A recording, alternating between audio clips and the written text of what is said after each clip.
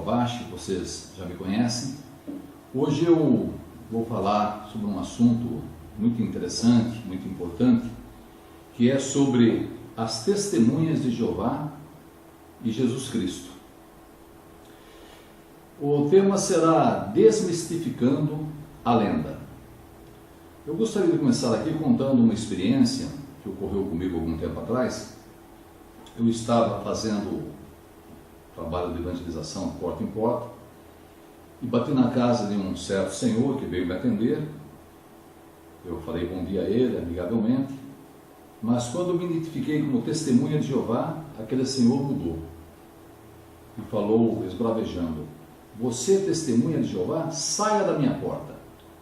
Vocês não são cristãos, vocês não acreditam em Jesus Cristo. E quando eu tentei explicar para ele a maneira como nós realmente acreditamos em Jesus Cristo, ele simplesmente bateu a porta no meu rosto. Bem, essa experiência, você que é testemunha de Jeová, com certeza já deve ter passado também muitas vezes. Pessoas, talvez até boas, mas por serem desinformadas e por acreditarem nessa lenda que as testemunhas de Jeová não aceitam Jesus, tratam os servos de Jeová dessa forma em suas portas. Por isso que na palestra de hoje eu vou destacar aqui 2 pontos. Como é que as testemunhas de Jeová acreditam em Jesus? E também um outro ponto é o que identifica o verdadeiro cristão. Eu gostaria de começar analisando aqui na Bíblia um texto que deveria nortear todas as pessoas que têm dúvidas com respeito às testemunhas de Jeová com relação à crença em Jesus, que é o texto de Atos, capítulo 28, se você quiser acompanhar depois na sua tradução, você pode acompanhar. Capítulo 28, versículo 22. Paulo chegou numa comunidade judaica, e ali os líderes comunitários da Roma Antiga fizeram a seguinte pergunta a Paulo. Vejam o capítulo 28, versículo 22 de Atos. Diz assim: mas achamos correto ouvir de você o que pensa, porque na verdade o que sabemos dessa seita é que em toda parte se fala contra ela. Bem, então aqui aqueles líderes comunitários da Roma do primeiro século falaram para Paulo: olha Paulo, queremos ouvir de você, o que você pensa, porque essa seita, essa religião que você frequenta, que você pertence, em toda parte se fala contra ela. Então, uma pessoa sincera, movida pelo bom senso, quando quiser saber das testemunhas de Jeová, no que elas creem, no que elas realmente acreditam, deveriam perguntar para uma testemunha de Jeová. Então, o objetivo desse vídeo é esclarecer certos pontos com relação à questão de como as testemunhas de Jeová acreditam em Jesus e qual é o sentimento que nós temos por Jesus Cristo. Eu gostaria de começar analisando aqui alguns versículos mostrando como as testemunhas de Jeová acreditam em Jesus. E quero dizer que nós analisamos a questão de Jesus Cristo no crivo bíblico. Nós não nos baseamos em filosofias, em concílios e assim por diante. Então nós procuramos analisar segundo o que a palavra de Deus diz, o que a Bíblia realmente diz sobre Jesus. Então vamos começar a analisar aqui. Eu vou usar aqui a Bíblia apologética, a tradução João Ferreira de Almeida, Almeida Fiel, baseado no texto trinitariano, para mostrar que eu vou usar aqui Bíblias, traduções diferentes, usar também apenas compêndios da própria cristandade, para mostrar que eu vou ser aqui totalmente imparcial. Se você pegar aqui a Bíblia apologética de João Ferreira de Almeida, chamada Almeida Fiel, e for para João capítulo 3, versículo 16, um texto muito citado pelas pessoas, você vai ver que o texto diz o seguinte, olha, 3,16 de João: porque Deus amou o mundo de tal maneira que deu o seu Filho unigênito para que todo aquele que nele crê não pereça, mas tenha vida eterna. Então as testemunhas de Jeová acreditam naquilo que a palavra de Deus diz. Note que aqui fala que Deus amou o mundo, que deu o seu Filho Então nós acreditamos que Jesus é o Filho de Deus. Está na Bíblia. O próprio Jesus Cristo, aqui em João 10,36, quando certa vez os judeus tiveram mal entendido sobre ele, olha o que ele fala aqui no capítulo 10, versículo 36. Você pode acompanhar. Aquele a quem o Pai santificou e enviou ao mundo, vós dizeis blasfemas, porque disse, sou filho de Deus. Então esse é o ponto. As testemunhas de Jeová acreditam nas palavras da Bíblia. O próprio Jesus se colocou como sendo filho de Deus. Não há nenhuma menção na Bíblia da expressão Deus Filho. Isso é de Calcedônia 451. Já falei isso num outro vídeo. Então a Bíblia fala sempre a expressão Filho de Deus. Bem, aqui em Apocalipse 2,18, já no céu, vamos ver como o próprio Jesus Cristo se colocou. Apocalipse 2,18.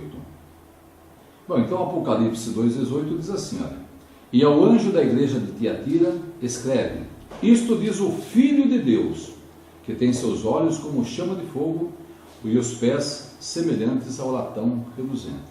Então note que mesmo no céu, Jesus Cristo se coloca como sendo o Filho de Deus. Então isso mostra que as testemunhas de Jeová têm o conceito bíblico, o conceito que o próprio Jesus tinha e tem. Ele é o Filho de Deus, não o Deus Filho. Bem, significa isso então que as testemunhas de Jeová não acreditam em Jesus? É claro que isso aí é uma lenda, é uma mentira. As testemunhas de Jeová têm o conceito, o que diz aqui Atos capítulo 4, versículo 12. Atos 4, 12. Vejam o que o texto diz aqui claramente. E você, que é uma pessoa sincera, vai analisar comigo e depois vai tirar suas próprias conclusões. Não estamos aqui impondo nada a ninguém, estamos apenas expondo. Atos 4, 12 diz assim, olha, o 11 fala assim, ele, no caso de Jesus, é a pedra que foi rejeitada por vós, os edificadores, a qual foi posta por cabeça de esquina. Olha o 12. E em nenhum outro há salvação, porque também debaixo do céu, nenhum outro nome há dado entre os homens, pelo qual devamos ser salvos. Então assim, Jeová confiam plenamente que não existe nenhum outro nome dado debaixo aqui na terra, pelo qual devemos ser salvos. Então Jesus é o nosso intercessor, nosso mediador. Ele é o caminho que nos leva a Deus. Tanto que isso é verdade, e foi lançado, existe um livro da Testemunha de Jeová que você pode inclusive adquirir, falando só sobre Jesus. Jesus, o caminho, a verdade e a vida. Esse é o livro aqui. Então vejam que quando falam que as testemunhas de Jeová não acreditam em Jesus, isso é claro que é uma mentira. Então aqui está o livro, você pode adquirir com qualquer testemunho de Jeová que você venha se encontrar ou que você conheça. Então já vimos que Jesus é aquele que nos leva a Jeová. Tanto que as nossas orações, os nossos pedidos são feitos a Deus por meio de Jesus.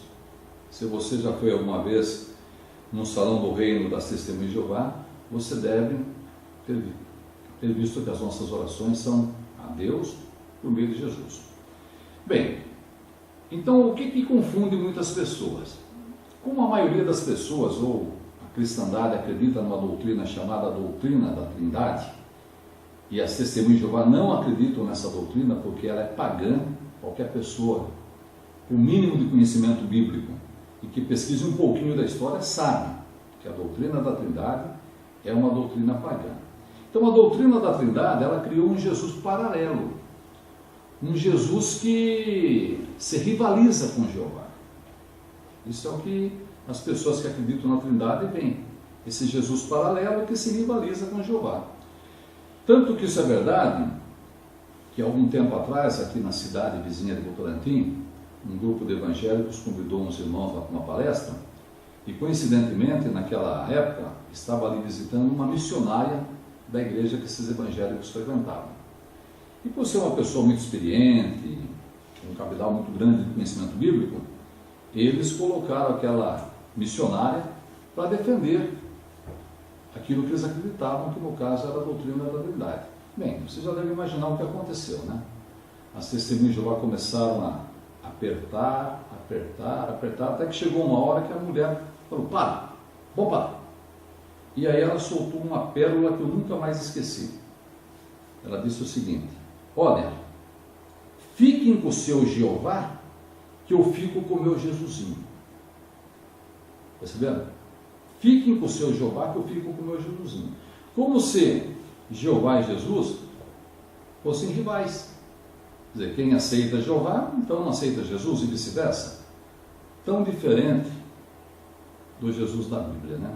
Olha o que o Jesus da Bíblia tinha com relação a seu Pai. João 5,30. Vamos ver aqui João 5,30. Diz assim. Olha como Jesus da Bíblia, ele não se rivalizava com o Pai. Pelo contrário, ele era aquilo que a Bíblia mostra, ele fazia aquilo que a Bíblia fala aqui, olha. Olha o 5,30. Diz assim, eu não posso de mim mesmo fazer coisa alguma. Como ouço, assim julgo. E o meu juízo é justo, porque não busco a minha vontade, mas a vontade do Pai que me enviou. Então note que Jesus era submisso ao Pai. Ele se alegrava em ser submisso ao Pai. Ele não se rivalizava com o Pai, como algumas pessoas tentam colocar. Aqui em João 10,38, aqui eu vou ler na tradução judaica, Novo Testamento judaico, para ver que eu não estou usando a tradução do Novo Mundo, que é uma excelente tradução, quem conhece sabe disso, mas para que não paire nenhuma dúvida, eu vou usar traduções que a cristandade usa. João 10,28, na tradução judaica, Novo Testamento judaico, olha como diz aqui, olha, 10,38. Diz assim, mas se, falando das obras, né? Mas se as faço, então mesmo que não confiem em mim, confiem nas obras, para que vocês possam entender de uma vez por todas que o Pai está unido a mim e que eu estou unido ao Pai. Está mostrando que há uma união entre o Pai e o Filho. E conforme já vimos, o Filho se alegrava de ser submisso ao Pai. E é nisso que as testemunhas de Jeová acreditam. Nessa união do Pai com o Filho e nessa sujeição que o Filho tem com o Pai. E essa união, ele repetiu depois lá em João capítulo 17, quando ele fala que os apóstolos deveriam estar unidos a ele, como ele estava unido com o Pai. Então, mostrando claramente que a posição de Jesus é a posição que as testemunhas de Jeová possuem. Um detalhe interessante, que eu gostaria de analisar aqui também, é com respeito a como Jesus encarava Deus. Olha aqui em João 17,3, depois eu gostaria também de analisar mais profundamente esse versículo, atrelando a outros. João 17,3, numa oração que Jesus fez quando estava para ser morto, ele disse o seguinte, estou usando a tradução apologética de João Ferreira de Almeida, diz assim, olha, conheçam a ti só, por único Deus verdadeiro, e a Jesus Cristo, a quem enviastes. Então Jesus coloca aqui o Pai dele como sendo o único Deus verdadeiro. E esse único Deus verdadeiro enviou Jesus. Aí alguns talvez digam, então o Pai é o único Deus verdadeiro e Jesus é um Deus falso? Não ofendam Jesus. Não queiram colocar palavras na boca das testemunhas de Jeová. Esse é um argumento já surrado. A primeira vez que alguém usou esse argumento foi em 92, quando tivemos um encontro aqui com os membros do ICP aqui em Sorocaba. Pessoas extremamente instruídas, eruditos na questão bíblica, doutores em hebraico, grego e assim por diante. E aí alguém, quando foi citado esse texto, citou, né? Então, se Jeová é o único Deus verdadeiro, então Jesus é um Deus falso? E a coisa ficou feia do lado das pessoas que falaram isso, né? Eu vou voltar aqui depois, mas eu gostaria de analisar também o que diz 1 Coríntios, capítulo 8, os versículos são os 5 e os 6. Então Paulo diz assim, olha, aqui ele fala que, o 5 fala, porque ainda que haja também alguns que se chamem deuses, quer no céu, quer na terra, como há muitos deuses e muitos senhores, olha o 6, todavia para nós, Paulo era cristão, seguidor de Jesus, ele imitava Cristo, 1 Coríntios 11, 1. Para nós há um só Deus, o Pai. Sim, Jeová também, só adora o Pai, ele é o único Deus, de quem é tudo e para quem nós vivemos, note, e um só Senhor Jesus Cristo, pelo qual, então embora haja muitos senhores, mas há um só Senhor que é Jesus Cristo, pelo qual são todas as coisas e nós por Ele. Então não é difícil entender, os cristãos adoram um só Deus, e se achegam a esse Deus Todo-Poderoso através do único Senhor que foi designado por Jeová, que é Jesus Cristo. É difícil entender? Não, não é difícil entender. Mas vamos voltar aqui para João 17. João 17, 3, ali fala que Jeová é o único Deus, né? O próprio Jesus falou, a vida eterna é esta que te conheço a ti só por único Deus verdadeiro. Aí vem aquele argumento surrado, né? Ah, então, Jesus é um Deus falso? Jesus é um deusinho, um Deus menor? Como eu já falei, não queiram colocar palavras na boca da Santíssima Jeová, e nem ofendam Jesus. O fato da Bíblia se chamar também Jesus de Deus, não o coloca na mesma posição do Pai. Não o coloca. Juízes são chamados de Deus, anjos são chamados de Deus, Moisés foi chamado de Deus. Então a palavra Deus não significa que todos aqueles que são chamados de Deus são o Todo-Poderoso. Tanto que isso é verdade, que você sabe muito bem, que a Jesus se aplica o título de Deus Poderoso, em Isaías 9,6. É o Gibor, mas o El Shaddai só se aplica a Jeová. Ah não, mas lá em Apocalipse 1,8, ali fala que Jesus é o Todo-Poderoso. Bem, para aqueles que pesquisam a Bíblia, sabem que Apocalipse 1,8 não se aplica a Jesus. Já falei isso num outro vídeo que eu fiz. Aquele vídeo que fala, você acredita que a Trindade é um ensino bíblico? Eu já falei sobre isso. Ou melhor, numa palestra que tivemos com o pessoal da Assembleia de Deus. Apocalipse 1,8 se aplica a Jeová. Tanto que isso é verdade, que se você pegar aqui na tradução hebraica, o Apocalipse 1,8, você vai ver que na parte em português está Senhor, mas na parte em hebraico está o tetagrama com os sinais vocálicos. Então quem ler em hebraico vai ler aqui Yehová. Yehová. Aqui não está Adonai, não está Elohim, mas está Yehová, mostrando que se aplica realmente a Jeová o título de Todo-Poderoso.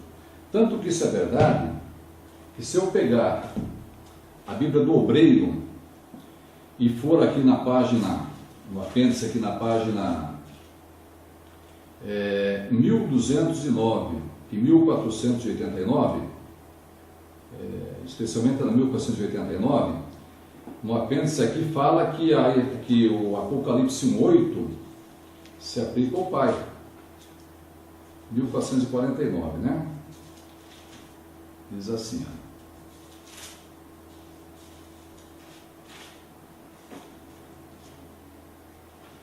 Deixa eu... Está meio borrado aqui. 1489, perdão. Tenham paciência, depois você pode assistir de maneira gradual, né? 1489. Falando do Alfa e o Ômega, diz que Apocalipse 1,8 se aplica ao Pai. Está aqui, no meio da edição Revista e Corrigida da Bíblia do Obreiro. Se você pegar a tradução Rei Jaime em inglês, você vai lá em Apocalipse 1,8 e você vai ver lá que lá está Jeová. Jeová. Bíblia Rejaime, edição em inglês. Então, note que assim, Jeová não estão fazendo nenhum malabarismo quando colocam Jeová na tradução do Novo Mundo. Outras traduções fidedignas também corroboram isso. Bem, aqui em João 14, 28, é interessante quando citamos, então vem um argumento já também bastante conhecido. Vamos ver aqui, né? Você conhece, mas vamos relembrar aqui. João 14, 28. Jesus disse assim: ouvistes que eu vos disse, vou e venho para vós. Se me amasseis, certamente exultaríeis. Porque eu disse, vou para o Pai, porque o Pai é maior do que eu. Ah, não, mas aí Jesus está falando que o Pai é maior do que ele, porque ele estava na terra como homem. Então, nesse caso, é claro, o Pai era maior do que ele. Mas vamos parar um pouquinho e analisar o texto. Jesus está falando, olha, vou para o Pai, porque o Pai é maior do que ele. Bem, se ele ia para o Pai, Jesus estava na terra, mas o Pai estava onde? Óbvio, o Pai estava no céu. E ele fala que ele ia voltar para o Pai. Ele iria voltar para o Pai, no caso para o céu, por quê? Porque o Pai é maior do que eu. Então o texto é claro. Não tem como querer interpretar o texto que tem uma clareza fantástica. Vou para o Pai. O Pai está no céu. Por quê? Porque o Pai é maior do que eu. E esse argumento que quando Jesus estava na terra, ele era menor que o Pai, porque aquilo estava como homem, contraria o que está aqui na página 1056 dessa mesma tradução apologética.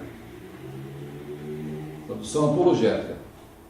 Aqui tentando dar uma resposta apologética a Testemunho de Jeová. E aí, o apologista aqui falou assim, olha, ao tornar-se homem, Jesus não deixou de ser Deus. Então, espera um pouco, então aqui ele estava com Deus. Porque se aqui na terra ele não deixou de ser Deus, né? E continua dizendo assim, olha, em várias ocasiões ele reivindicou ser Deus. Aqui cita Mateus 16,16, que lá ele fala que ele é filho de Deus, ele não fala que é Deus. Lá Pedro chama Jesus de filho de Deus, né? E aqui cita também, né? Somente Deus pode perdoar pecados. Ah, é? Somente Deus pode perdoar pecados? Então vamos ver João 20 e 23. João 20 e 23. Porque aqui fala que ele não deixou sua divindade. Então 20 e 23 diz assim, olha, Jesus lá com os apóstolos, né? E aí, Jesus diz assim, olha, vamos encontrar aqui o texto.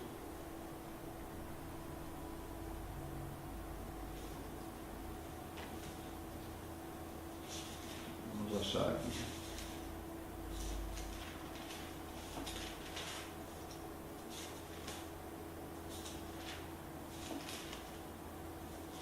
João, capítulo 20.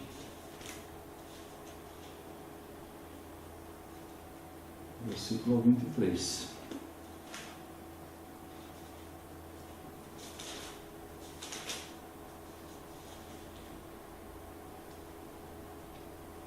Perdão, do 21 ao 23. Diz assim o 21. Disse depois Jesus, outra vez, paz seja convosco. Assim como o Pai me enviou, também eu vos envio a vós. 22. E havendo dito isto, assoprou sobre eles e disse-lhes, recebei o Espírito Santo. Vamos falar um pouquinho aqui. Então, segundo o que os trinitaristas acreditam, o Deus Filho soprou o Deus Espírito Santo. Tem lógica isso? Um Deus soprando o outro, segundo o conceito trinitarista. Mas o que eu quero destacar aqui é o 23, João 20, 23. Note, aqueles a quem perdoardes os pecados, lhes são perdoados. E aquele a quem os retiverdes, lhes são retidos. Então aqui Jesus está dando também autoridade aos apóstolos para perdoarem pecados. Bem, mas diz que só Deus perdoa pecados? Perceberam? Então, tudo tem que ser analisado dentro do seu contexto, porque aqui os apóstolos também recebiam a incumbência de perdoar pecados. Por isso que quando a Bíblia às vezes cita uma expressão para Jesus e cita a mesma expressão para outra pessoa, isso não significa que ambos têm o mesmo poder. Querem ver um exemplo? Vá para Juízes 3 aqui. Juízes capítulo 3, versículo 9. Vamos analisar aqui juntos. Você conhece o texto, obviamente, mas nós vamos relembrar. Juízes 3, versículo 9 diz assim, estou usando aqui a tradução brasileira, baseada nos melhores textos em hebraico e grego. Essa tradução, segundo alguns eruditos, é uma das melhores que tem. Então diz assim, Juízes 3, 9. Quando os filhos de Israel clamaram a Jeová, suscitou-lhes ele um Salvador, que os livrou, a saber, Otoniel, filho de Kenaz, irmão mais moço de Caleb. Então aqui fala que os filhos de Israel clamaram a Jeová, e Jeová suscitou um Salvador. É interessante que a tradução Septuaginta, se você pegar Juízes 3:9 na Septuaginta, você vai ver que a palavra usada aqui para Salvador é a palavra sotera. Sotera. Essa mesma palavra vai agora para Atos 13, 23. Atos 13, 23. Lembre-se que ali fala que Jeová suscitou um Salvador para Israel, e esse Salvador era Otoniel. Aqui, em Atos 13, 23, fala assim, da descendência deste, conforme a promessa, trouxe Deus a Israel um Salvador, que é Jesus. A palavra Salvador aqui, na Bíblia grega, na parte grega aqui da trilíngua, é sotera também. Então usa a expressão Salvador tanto para Jesus como para Otoniel, a mesma palavra. Agora perguntamos, Otoniel era tão Salvador quanto Jesus? Ou Jesus era um Salvador maior do que Otoniel? É claro que Jesus é o Salvador da humanidade, é Ele que nos dará a vida eterna, Ele é o meio que chegamos até Jeová Deus. Mas note, o fato de Otoniel não ser Salvador como Jesus, e ser chamado Salvador também, não faz dele um Salvador falso, ou um Salvador menor.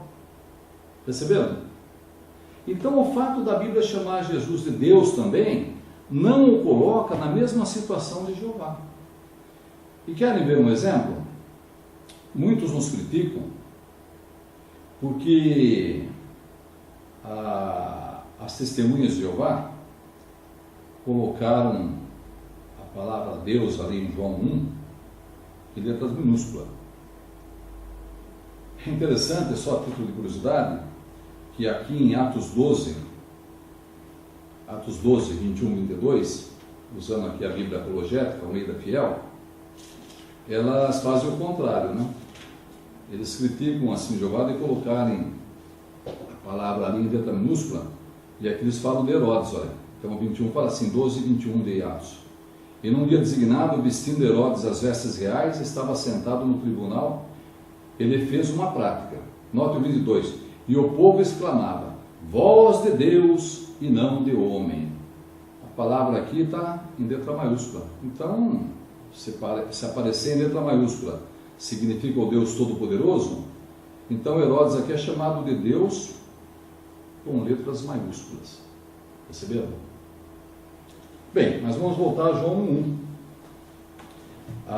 As pessoas costumam dizer que o fato das testemunhas de Jeová colocarem Jesus, a palavra lá em letra minúscula, está contrariando uma regra do grego. Estou aqui com a introdução do Novo Testamento grego, a gramática de William Carey Taylor, da Juerp, e essa gramática é muito respeitada nos meios evangélicos e também por católicos e protestantes. Aqui na página 198 tem um artigo falando, tem uma página destinada a falar sobre o artigo na questão do grego. E aqui fala no tópico 544 o seguinte, olha, em geral, o sujeito tem o artigo, mas o predicativo não o tem. Aí cita assim, por exemplo, aqui, né? Hotheos agape estin. Deus é amor, mas o amor nem sempre é Deus. Mas o que eu quero destacar aqui é João 1. Aqui está João 1, Theos en ho logos. Traduzimos, a palavra era deidade, não Deus era a palavra. Olha que clareza. Então eles traduzem João 1 da seguinte maneira, a palavra era deidade, e deidade com letra minúscula. E ele explica, não Deus era a palavra. Então quando o Dr. Edgar Goodspeed colocou na sua tradução, nova tradução, a tradução americana, João 1, e ele coloca aqui que a palavra era divina, essa tradução de Edgar J. Goodspeed, considerado um dos maiores eruditos bíblicos do mundo, super respeitada. E ele coloca, a palavra era divina. Interessante que ninguém critica, né? A tradução do Novo Mundo Agora coloca como nota, como tradução alternativa também, a palavra era divina. Por quê? Porque a palavra, ela tinha qualidades de Deus. Tanto que isso é verdade, que essa chave linguística aqui do Novo Testamento grego, considerada por muitos como uma obra-prima na questão de explicar o grego, aqui em João 1, vejam que estou usando aqui obras da cristandade, né? Fala assim, olha, para João 1, a palavra está sem o artigo, é o predicado que enfatiza a qualidade. O verbo tinha a mesma natureza de Deus. Perceberam? Isso ninguém nega. Jesus era divino. Por isso que muitas traduções colocam, a palavra era divina. Então, quando a tradução do Novo Mundo coloca que a palavra era um Deus, ela está de pleno acordo. Tanto que isso é verdade, que o texto copta saídico de João 1, já falei isso também sobre esse texto no outro vídeo que eu fiz, ele coloca aqui, olha, a palavra estava com o Deus, e um Deus com letra minúscula, era a palavra. Por quê? Esse texto aqui, segundo alguns eruditos, é do ano 200. Está bem pertinho lá do tempo dos apóstolos. Diferente do grego, que só tinha um artigo definido, olha, e o artigo indefinido era, quando não tinha um artigo indefinido, então já se sabia que era indefinido, por isso que não houve necessidade de implantar, porque não existia o artigo indefinido. O copta, ele tem tanto artigo definido como indefinido. Então, como tinha definido e indefinido, eles colocaram como os primitivos cristãos entendiam. Não havia tido nenhum concílio de Niceia, nem Atanásio, nem Ário, nada. Então, os cristãos coptas, eles entendiam que, lá no primitivo cristianismo, a palavra era um Deus, ou a palavra era divina. Isso aqui não foi ditado para si em Jeová. Percebe? Então isso mostra que as testemunhas de Jeová realmente estão corretas quando colocam a palavra era um Deus, e outras traduções colocam a palavra divina, outras também colocam a palavra era um Deus, mas nós não vamos aqui entrar em muitos detalhes. Agora é interessante que nós lemos aqui na Bíblia, que Jesus falou que o Pai dele era o único Deus verdadeiro. E Paulo falou que os cristãos adoram um único Deus. Eu tenho, irmãos, também já mostrei no outro vídeo que eu fiz, aqui uma citação do curso de teologia do Instituto Alfa, Assembleia de Deus, página 34. Diz aqui o seguinte, olha, um dos maiores mistérios que a Bíblia contém é o que trata da Trindade. 3 deuses distintos, pessoais, mas ao mesmo tempo são apenas um. Então isso que está na cabeça do trinitarista. 3 deuses. O Pai é Deus, o Filho é Deus e o Espírito Santo é Deus. É o que eles dizem. Se você perguntar para um trinitarista, você adora o Deus Pai? Claro que adora. Você adora o Deus Filho? Claro que adora. Você adora o Deus Espírito Santo? É óbvio que adora. Então ele adora 3 deuses.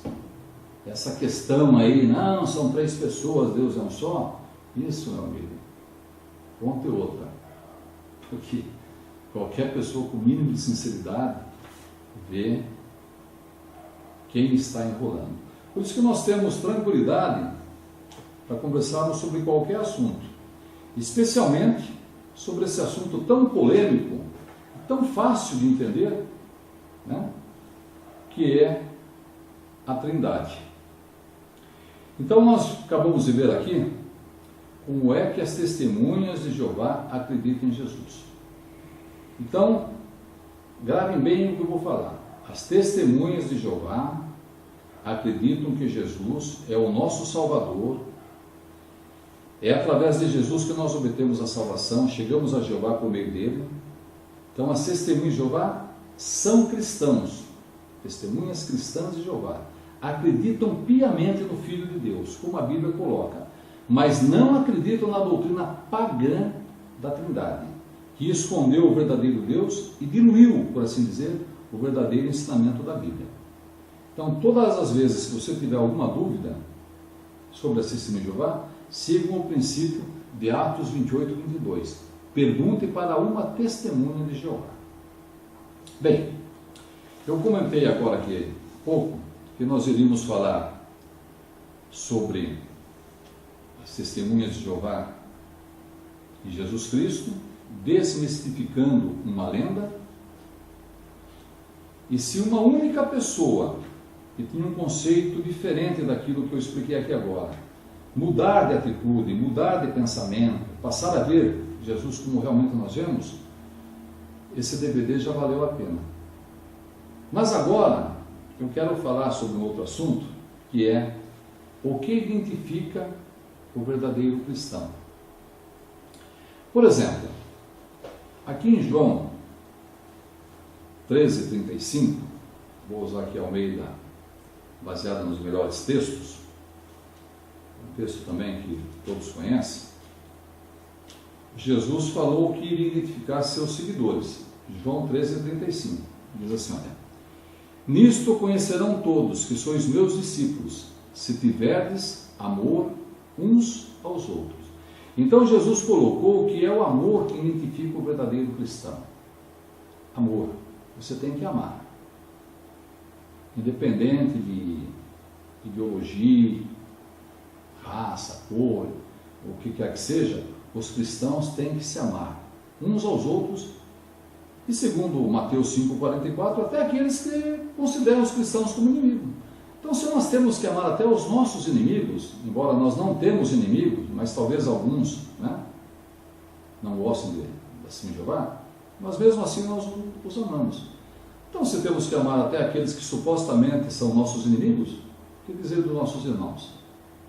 Por isso nós vamos entrar aqui agora num assunto que é de suma importância para todos nós. Como é que os verdadeiros cristãos se portam quando há um conflito? Há um tempo atrás eu estava, como já falei, prego já por muitas décadas, pregando de casa em casa com o irmão, e batemos na casa de um senhor que era advogado. Esse senhor nos atendeu e já de cara começou a falar que não se simpatizava conosco. E o assunto entrou na questão das guerras, né? E aí ele disse o seguinte: o quê? Vocês não vão na guerra? Então acabou. Eu já não ia muito com a cara de vocês, então agora menos ainda. Porque as guerras são necessárias. É através da guerra que o mundo evolui, que as nações crescem. Onde se viu uma religião que não vai na guerra? Jamais o seria da sua religião. Jamais. E eu fiquei ouvindo, né? E quem estava argumentando com ele era o irmão que estava comigo. Aí eu pedi licença e falei para ele, realmente, né, a guerra, segundo o seu conceito, é uma necessidade, as pessoas realmente têm que guerrear, as religiões têm que guerrear. O senhor assistiu o Jornal Nacional ontem à noite? Não, eu estava viajando. Então, se o senhor tivesse assistido, o senhor teria visto uma cena que chocou o mundo todo. Uma mãe numa praça na Nicarágua, estava lá derrubando o Anastácio Somoza na época, década de 80, se não me falha o nome, e ali mostrou uma mãe com o seu filhinho no colo, o garotinho literalmente despedaçado na praça, aquela mãe chorando com o filho todo ensanguentado, e ela também estava toda ensanguentada numa praça, e as pessoas correndo de um lado para outro, e bombas, tudo quanto é canto. Ele vai perguntar para aquela mãe que estava com o filho nessa situação, se a guerra realmente é necessária. Aí, como já, estávamos de saída, eu falei para ele, olha, vou mostrar o nome dele aqui, mas eu chamei ele pelo nosso fulano. A guerra é muito bonita quando estamos a milhares de quilômetros longe dela, tomando um copo de cerveja gelada e com um belo bife na frente. Aí, olha, isso é uma coisa que tem que acontecer mesmo. Mas quando a guerra acontece no nosso quintal, na nossa casa, então aí nós vemos que a guerra não traz benefício para ninguém. Vejam a situação que se encontra em alguns países que estão em guerra. Na televisão mostra todos os dias, as crianças, o sofrimento, crianças morrendo de fome porque não chega a comida até elas, assim por diante. Então, as testemunhas de Jeová não comungam com essa ideia de que a guerra é uma necessidade. Não, a guerra é boa, faz os países crescerem, prosperarem. Muito bem, então a questão é, quem é que se mostra leal ao Filho de Deus, a Jesus Cristo, o príncipe da paz, quando há um conflito?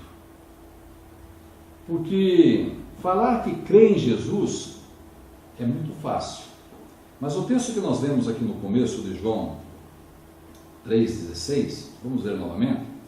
A tradução do Novo Mundo coloca o texto da seguinte forma, diz assim, olha, porque Deus amou tanto o mundo que deu o seu Filho unigênito, para que todo aquele que nele exercer fé, não é ter fé, crer, isso todo mundo crê, todo mundo diz que acredita em Jesus, mas olha o mundo como está, mas aqui fala de exercer fé. Eu posso ter um diploma na parede, mas não exercer a profissão que aquele diploma me concedeu. Perceberam? Então uma coisa é ter, outra é exercer. Então nós queremos ver quem é que exerce fé em Jesus, no Jesus da Bíblia, não no Jesus paralelo que a Trindade criou. É aí que entra a questão. E eu não vou usar aqui citações de Sentinela, Despertar, assim por diante, que vocês talvez pudessem falar, mas está aí citando coisas que da revista deles, assim por diante. Eu vou citar aqui, por exemplo, o livro da Hall, Testemunho de um Sobrevivente. Então aqui esse sobrevivente, não vou também entrar em detalhes do livro, quem quiser depois que adquira o livro e leia, Aí você vai ver as atrocidades que acontecem com aqueles que obedecem ao homem antes de obedecer a Deus. Atos 5:29. Os cristãos têm que primeiramente obedecer a Deus antes que os homens. Aqui na página 39, esse sobrevivente, ele cita algo interessante. Aí ele fala aqui do que acontecia nos campos de concentração, E aí ele fala dos grupos que estavam ali naquele campo, ali havia criminosos, anarquistas, homossexuais e assim por diante. E fala como esses grupos eram identificados, através de triângulos, um triângulo roxo, outro triângulo rosa, triângulo verde, assim por diante, triângulo vermelho. Aí diz assim, olha, enquanto os presos políticos usavam vermelho, os criminosos verde, os admiráveis, nota o termo que ele usa, os admiráveis testemunhas de Jeová, estavam ali também, Daí ele fala assim, olha, os membros da seita Testemunhas de Jeová mostravam tanta coragem, justo é dizê-lo, tanta ousadia, virtude e estoicismo perante as adversidades que merece uma menção especial. Olha o que ele fala aqui, eram como rochas no mar de lodo.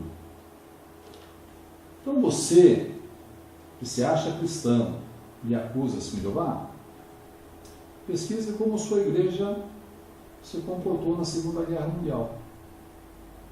Porque assim Jeová tem o aval de centenas de livros, que não tem nada a ver com religião, falando das testemunhas de Jeová. Olha o que ele coloca aqui: eram como rochas no mar de lodo. Dachau, Testemunho de um Sobrevivente. Esse outro livro, Dr. Kester, médico de Himmler, já tenho ele já há um bom tempo, aqui na página 148, esse livro que também é sobre a Segunda Guerra Mundial, destaca aqui um capítulo inteiro para as testemunhas de Jeová. E aí ele começa aqui na página 148 dizendo assim, olha: porque diziam que a guerra era um flagelo, note, e porque proclamavam que Deus para eles estava acima de Hitler, foram presos, encerrados em campos de concentração e submetidos a um tratamento particularmente desumano. Uma coisa que poucos sabem, que as testemunhas de Jeová, por serem alemães, eles não precisavam sofrer em campos de concentração, eles eram alemães, bastava se afiliar ao partido nazista, estavam livres para ficar nas suas chacras, nas suas fazendas, seus sítios e assim por diante. Mas eles foram mártires, porque eles escolheram sofrer para não fazer mal para ninguém, como verdadeiros cristãos, na mais plena acepção da palavra. Aí fala que esse médico aqui, quando ele precisou de pessoas para trabalhar no sítio dele, o Himmler perguntou, né, quem que o senhor quer levar? Aí ele fala, quero levar testemunha de Jeová. Ah, mas por quê? Eles são contrários à guerra. Daí o Dr. Kester falou, eles são pessoas honestas, gente corajosa e trabalhadora. Aí cita aqui que depois, pouco depois, 10 mulheres chegaram lá no sítio do Dr. Kester. E ele fala assim, que elas estavam tão magras, mas tão magras, que a pele colava o esqueleto. Olha o que chamou a atenção do médico. Elas não começaram pedindo a Kester um pedaço de pão ou roupa. Queriam uma Bíblia. Tinham sido impedidas de ter em mãos aquele livro durante todo o tempo que haviam estado presas. Para elas, forma alguma, nenhuma tortura podia comparar-se à ausência do livro. Kester, o médico, deu-lhes uma imediatamente. Como, porém, a posse de uma Bíblia era para um membro da seita, um crime sujeito a enforcamento imediato, o Kester tomou certos cuidados. Então ele se reuniu de madrugada. Então o livro continua dizendo que à noite o Kester levantava às vezes para ir no banheiro e abria assim a janelinha do seu banheiro e via assim Jeová lá onde estavam ali, com os lampiões acesos assim, né? Uma luz tênue, estudando a Bíblia. Um livro de guerra. Você acha que você é cristão? Então, pesquise sobre sua igreja, não sou eu que vou falar. Pega aí na internet e você vê lá a conduta das igrejas nas guerras. Eu tenho aqui também, irmãos, essa revista Isto É. Ela é de 77 e tem aqui um artigo falando das relações entre a igreja e o Estado nazista. E aí fala aqui da questão de como as religiões se comportavam, né? Por exemplo, aqui fala que em abril de 1939, protestantes e católicos fizeram soar os seus sinos para comemorar o aniversário de Hitler. E o cardeal Bertrand, primaz católico, lhe enviou um telegrama de felicitações. Não estou aqui criticando os católicos. Minha família toda praticamente é católica. Meus irmãos carnais são católicos e posso dizer que são pessoas melhores do que eu. Aliás, eu amo os católicos. A minha convivência, a minha vida toda praticamente foi entre os católicos. Se você tiver alguma dificuldade, se tiver uma família católica do seu lado, ou não onde você estiver, pode ter certeza que você vai ser ajudado. Os católicos são muito amorosos. Então, nada contra os católicos, não contra qualquer membro de qualquer outra religião.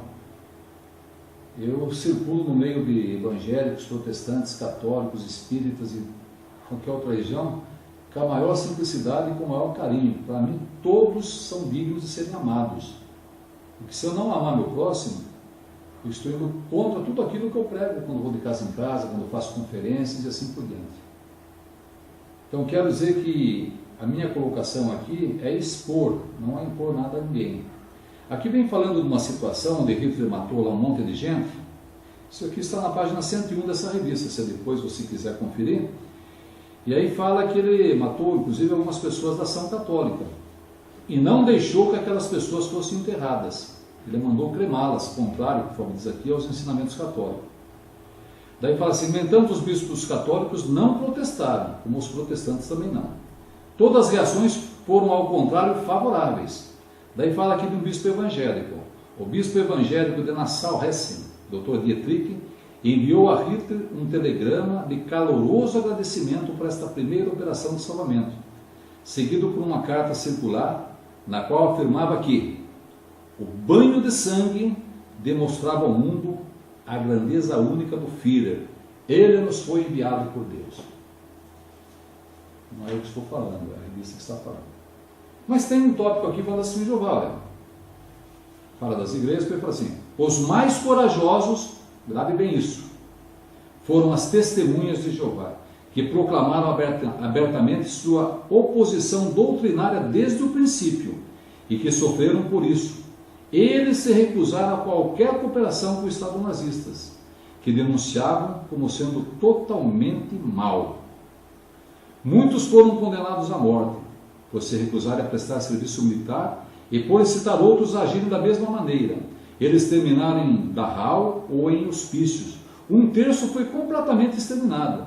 97% deles sofreram algum tipo de perseguição. Olha, foram o único grupo cristão, grave bem isso, que conseguiu provocar a admiração de Himmler, que é o segundo homem na hierarquia nazista. Você acha que os Jeová não são cristãos?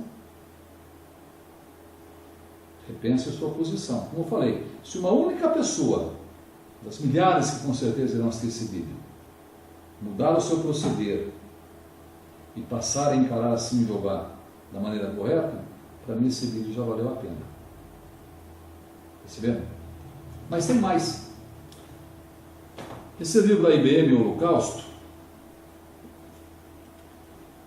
IBM Holocausto, também não vou entrar em detalhes do livro, é um livro bastante, tem quase 600 páginas, e aqui tem muitas atrocidades, viu, pessoal? Tem muitas atrocidades. Mas eu quero destacar uma aqui, na página 479, que me chamou a atenção. 479 a 480. Aqui diz assim, olha, fala aqui de uma certa ocasião, página 479, em que os judeus foram arrebanhados no Hanukkah, a cerimônia de luzes judaicas, onde sobressai a iluminação de pequenas velas. Os guardas ordenaram que os judeus se reunissem. 8 foram selecionados, note, e amarrados de cabeça para baixo. Os demais foram então obrigados a untá-los com óleo e atear fogo em cada um deles. Enquanto os judeus imolados urravam de dor, a infeliz plateia foi forçada a entoar a canção de Natal, Noite Feliz.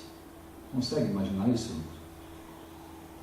Pessoas amarradas de cabeça para baixo, o corpo coberto de óleo, aí obrigaram os próprios deuses a ir lá e atear fogo, e essas pessoas se debatendo, urrando de dor, sendo queimadas, e agora a plateia, seus violinos, sendo obrigada a entoar a canção natalícia, a canção de Natal, Noite Feliz. Essa é uma das atrocidades que conta aqui, tem muitas mais. Muito bem. Continuando, diz assim, olha, outros prisioneiros tentavam agradar os guardas por meio de agressões contra os judeus. Então tinha aqueles que queriam fazer uma média. Perceberam? Bom, já que o ódio contra os judeus é muito grande, então vamos agredir os judeus, porque aí vamos ficar de bem com a SOS. Daí diz assim, ó, os guardas muitas vezes exigiam isso por esporte. Os judeus, não importa quão alquebrados ou ensanguentados, não eram recebidos nas enfermarias de alguns campos. O interno recorda-se que os judeus eram classificados como em bom estado ou mortos. Então os que estavam muito machucados, dilacerados, mas ainda estavam vivos, eram considerados como estando em bom estado, não vai ser recebido nas enfermarias. E outra questão eram os que estavam mortos. Bem, mas aonde entram as testemunhas de Jeová? Entra aqui, olha. Os códigos Olerite, afligiam não apenas os judeus, mas outros na escumalha, que é a mesma coisa que ralé ou escória social, né? Da hierarquia das vítimas dos campos de concentração. Por exemplo, os testemunhas de Jeová recebiam o código 2, conhecidos como pesquisadores da Bíblia. Continua. Eram perseguidos pela recusa renitente em alistar-se para a conscrição alemã, ou serviço militar obrigatório alemão, em face da rejeição cristã do antissemitismo. Então, enquanto as religiões, né, supostamente cristãs, rejeitavam, né, estavam lá ajudando a perseguir os judeus, aqui fala que eles se recusavam a entrar nessa de antissemitismo. Assim, eles eram premiados com maus tratos cruéis do que os aplicados a qualquer outro grupo de prisioneiros, com exceção dos judeus. Agora, note que detalhe interessante, olha. Para aliviar a agonia cotidiana de surras e matança, as testemunhas de Jeová apenas precisavam assinar uma declaração renunciando à religião e submetendo-se ao alistamento militar. E isso eles obstinadamente recusavam a fazer. Por sua coragem e consciência, as testemunhas de Jeová eram torturadas e massacradas. Então o livro fala claramente, olha, para sair desse sofrimento de constante surras e matanças, bastava assinar lá um termo, olha, rejeito a minha fé, vou agora fazer como os outros, e estavam livres. Mas aqui fala que eles se recusavam a fazer isso. Por isso o livro da Hall fala que eles eram como rochas no meio do lodo. E você acha que as testemunhas de Jeová não são cristãs? Não seguem a Jesus? Você acha? Pense nisso. Eu não vou falar nada. Fique você com sua consciência. Eu tenho aqui o Almanaque Abril, aqui já não é a Segunda Guerra Mundial. Aqui já fala da história do mundo, fala aqui dos concílios e fala também de coisas que ocorreram com a Testemunha de Jeová em nossos dias.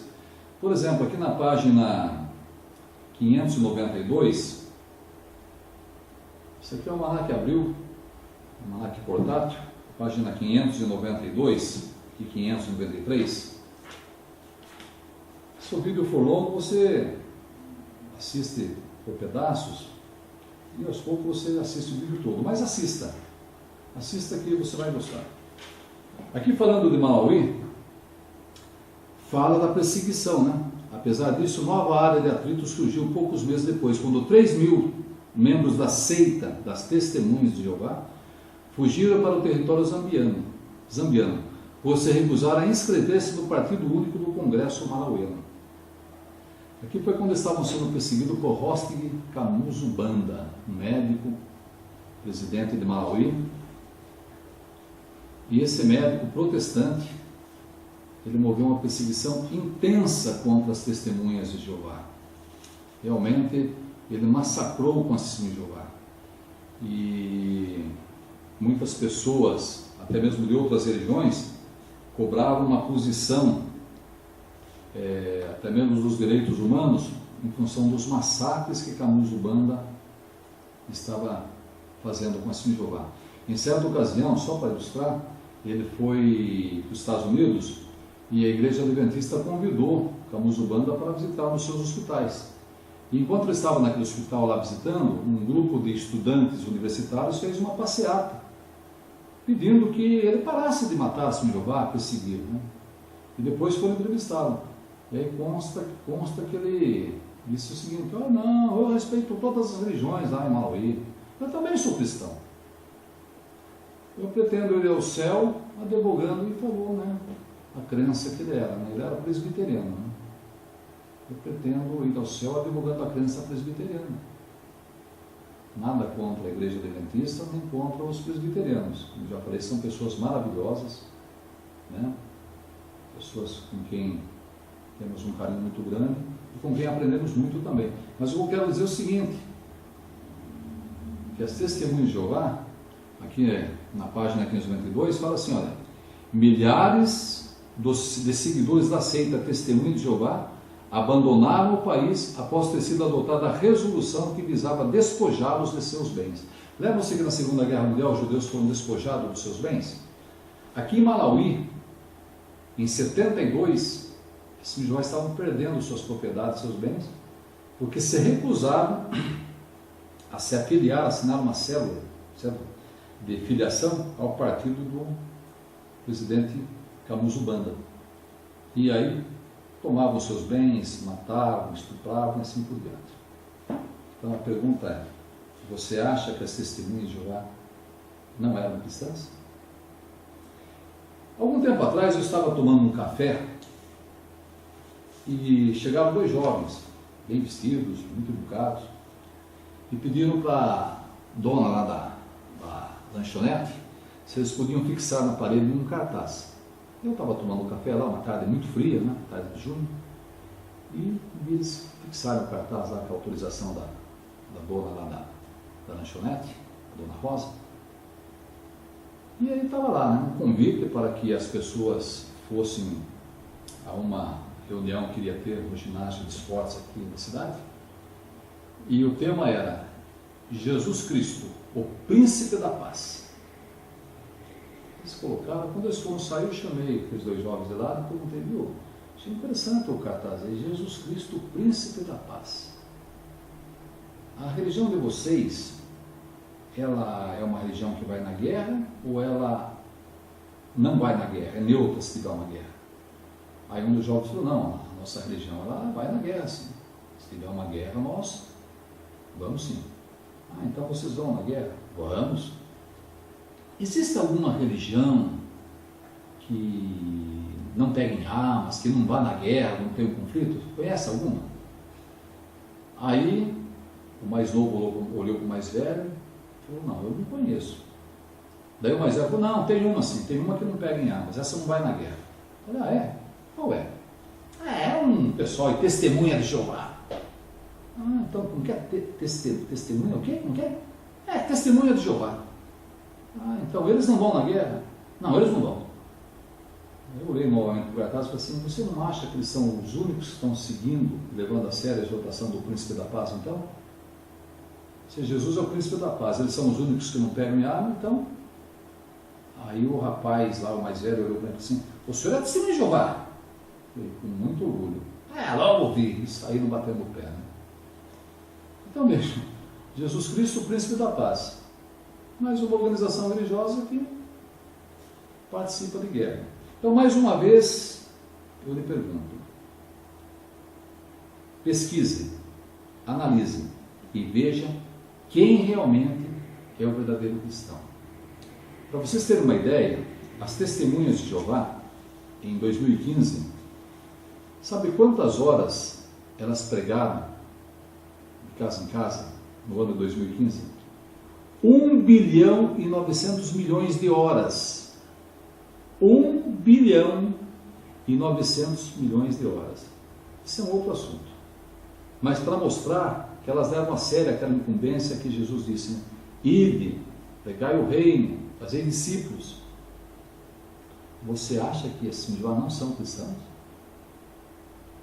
E finalizando, eu gostaria de contar aqui uma experiência, bem breve, estamos chegando ao final, que ocorreu aqui na nossa cidade, na década de 60. Os irmãos estavam pregando aqui no centro da cidade, numa rua conhecida como Padre Luiz. Estavam ali distribuindo um convite para uma assembleia que iria ter aqui. E esse convite tinha, né, aquele convite antigo, papel jornal, tinha duas mãos assim levantadas, rompendo grilhões de uma corrente, né? Então, rompendo no meio aquela corrente, né? E o tema era, conhecereis a verdade e a verdade vos libertará. Agora veja a situação, década de 60, período difícil, né, Brasil. Um desinformado liga para a polícia e diz que ali havia um grupo de pessoas divulgando um novo partido político, isso, aquilo, e que estavam ali mostrando lá a libertação e assim por diante. Aí chegou aquelas viaturas antigas que a polícia tinha naquele tempo e botou todo mundo lá na gradinha lá que tem lá no fundo da viatura e levaram para a delegacia. Chegando lá, o delegado, com todos os irmãos na frente, falou assim, quem que é o que está aí comandando essa divulgação aí desse partido político aí que vocês estão aí divulgando? Vocês não sabem que isso é proibido? Aí um irmão bem idoso, hoje já está com cerca de 90 anos, falou assim, não doutor, aqui não é nenhum partido político, pelo contrário, nós somos testemunhas de Jeová, e assim Jeová não se afiliam a nenhum partido político, nós respeitamos os governos, respeitamos políticos, somos submissos a eles que não interfiram com a nossa consciência cristã, mas nós não defendemos nem esse nem aquele partido. Ah não? Mas o que é isso então? O irmão explicou, esse é um convite para um encontro religioso que vamos ter, né? Quando fala aí que conhecereis a verdade vos libertará, está falando aqui dos dogmas falsos, das doutrinas, enfim, procurando melhorar as pessoas no mais pleno sentido da palavra, sentido moral, né? Ser um bom pai, um bom marido, um bom filho, enfim, serem cristãos de uma nova espírito, cristãos realmente que sejam produtivos para o país, mas não nos envolvemos com a política. É legado para os jovens, interessante, então vocês não se afiliam a nenhum partido político? O irmão falou assim, doutor, inclusive, nós também não pegamos em armas, nós não vamos na guerra. E o delegado mudou. Ele, o quê? Deu um murro na mesa. Então vocês não vão na guerra? Que absurdo! E virou para o irmão e falou, o senhor já imaginou se todas as pessoas, se todas as religiões pensassem como vocês? O que seria do mundo? O irmão bem humilde, com calma, não haveria guerra. Se todas as religiões pensassem como as senhora pensam, as guerras não existiriam. Aí ele ficou olhando para o irmão. Não existiria guerra. Sargento, pega essas pessoas e leve no lugar onde vocês encontrou. Deixa eles fazerem o trabalho deles, que é um trabalho magnífico. Parabéns. E aí colocaram novamente os irmãos lá naquelas viaturas antigas e levaram lá na rua Padre Luiz novamente para que os irmãos continuassem a pregação. Então vejam que as testemunhas de Jeová anseiam o tempo em que o governo de Cristo sobre a terra vai transformar essa terra num paraíso. Hoje nós pregamos o mundo ideal, nós vivemos o mundo real. O mundo ideal é esse, todas as pessoas convivendo como irmãos, pacíficas, se amando mutuamente, sem essas divisões. Como é o propósito de Deus? Deus nos criou para que nós nos amássemos uns aos outros. Esse é o mundo ideal. Esse é o mundo que nós pregamos. E esse mundo vai estar sendo governado por Jesus Cristo. Se você pegar Isaías 9,6 lá, fala que o governo vai estar sobre os seus ombros. Revelação, Apocalipse 5, 9 e 10 fala que Cristo estará governando a terra. Então esse é o mundo ideal, e é esse mundo que nós pregamos. Então, o nosso objetivo é amar as pessoas, e queremos que as pessoas também nos amem, nos respeitem. Quando uma testemunha de Jeová bate na sua casa, ela não vai lá para te agredir, para te ofender, né? Talvez você até não esteja num bom momento, não queira atender assim por diante, é um direito que você tem. Mas não faça como aquele senhor fez, né? Quase me achatar o nariz dando caporta no meu rosto, né? Não faça isso. Afinal de contas, se você se diz ser cristão, o mínimo que nós esperamos de nós que queremos ser cristãos, assim como você também advoga esse direito, né? É sermos educados, tratarmos bem as pessoas. Então é isso que nós esperamos, e é isso que nós esperamos que um dia toda a terra realmente tenham pessoas que adorem a Jeová, um único Deus verdadeiro, e a Jesus Cristo, aquele a quem esse Deus verdadeiro enviou. Então, obrigado pela sua atenção e até a próxima.